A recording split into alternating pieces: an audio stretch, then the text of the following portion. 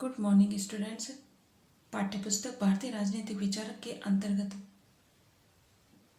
हमने पिछले वीडियो में लोकमान्य बाल गंगाधर तिलक के जीवन परिचय के संबंध में जाना। आज हम बाल गंगाधर तिलक के राजनीतिक चिंतन के संबंध में अध्ययन करेंगे। तिलक ने 1889 में भारतीय राष्ट्रीय कांग्रेस की सदस्यता प्राप्त की थी। इसी समय उनके राजनीतिक विचारों का क्रम प्रारंभ होता है। सन 1889 से 94 के वर्षों में तिलक भी उदारवादी विचारधारा के समर्थक थे। उन्होंने इन वर्षों में कांग्रेस के उदारवादी कार्यक्रम और मार्ग का समर्थन किया और वे इस बात को स्वीकार करते थे कि कांग्रेस ने अपनी संवैधानिक नीति तथा प्रस्तावित सुधारों की मांग से अनेक उपलब्धियां प्राप्त की हैं। कांग्रेस के नागपुर अधिवेशन में उन्होंने एक बार कहा, उनका लक्ष्य शासन को दुर्बल बनाना नहीं, लेकिन उनके राजनीतिक और सामाजिक चिंतन का मूल आधार उदारवादियों से भिन्न था। अतः वे अधिक समय तक उदारवादी विचारधारा के साथ जुड़े नहीं रहे।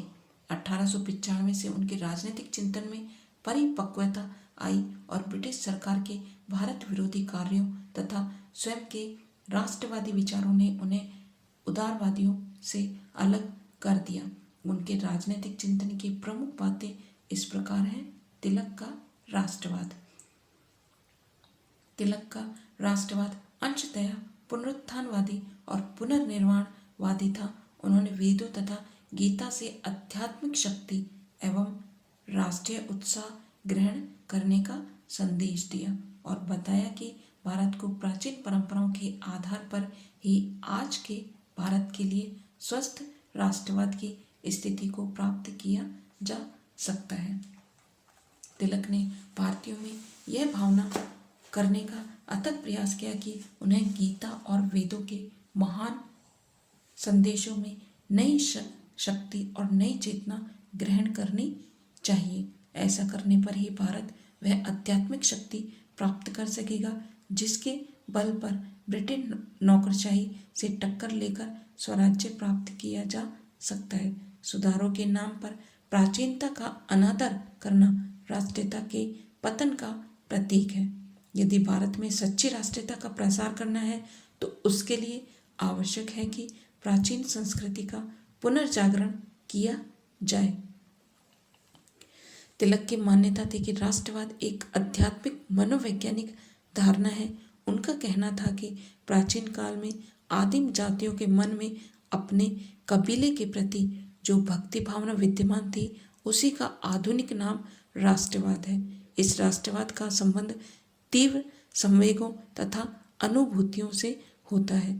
प्राचीन काल में जो आत्मिक प्रभाव और लगाव एक क्षेत्र विशेष तक सीमित थे, वे अब राष्ट्रवाद के अंतर्गत संपूर्ण राष्ट्र में व्याप्त हो गए हैं, जिसके परिणाम स्वरूप आज राष्ट्रवाद की भावना किसी क्षेत्र विशेष के प्रति नहीं, अपितु समूचे राष्ट्र के प्रति अनुभव की जाती है। तिलक का मत था कि विभिन्न विचारधाराओं, जातीय भेदों, अस्वस्थ मतांतरों आदि के परिणाम स्वरूप देश में राष्ट्रीयता की भावना उस तीव्र गति से नहीं पनप पाती जिस तेजी से यह समान भाषा, समान धर्म और समान संस्कृति वाले देश में पनप सकती है। और यही कारण है उन्होंने भारत की राष्ट्रीय एकता के लिए मनोवैज्ञानिक और आध्यात्मिक तत्वों पर अधिकाधिक बल दिया।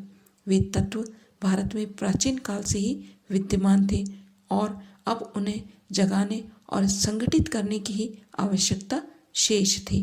तिलक के प्रत्येक कार्य और प्रत्येक भाषण में एकता की भावना सर्वोपरि रहती थी, चाहे वे धार्मिक भाषण हो या राजनीतिक, सामाजिक या कोई अन्य।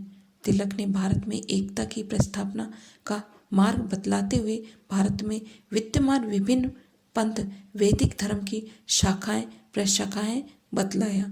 यदि यह बात ध्यान में रखी जाए और हम विभिन्न मतों के बीच एकता स्थापित करने का प्रयत्न करें तो यह एक महान शक्ति बन सकती है। हिंदुओं में सामंजस्य और एकता की भावना उत्पन्न करने के उद्देश्य से तिलक ने राष्ट्रवाद के विकास में सार्वजनिक उत्सवों को महत्वपूर्ण माना।